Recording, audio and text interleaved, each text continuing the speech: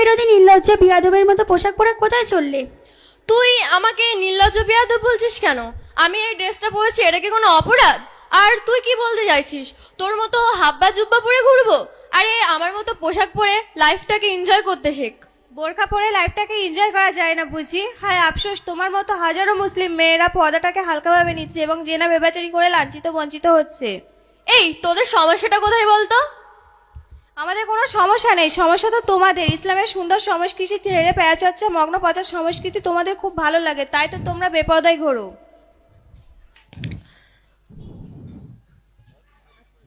আচ্ছা আচ্ছা, তুই এখন কখন থেকে তো তুই পদ্মা পদ্মা করে যাচ্ছিস? পদ্মার মানেটা কি বলতো?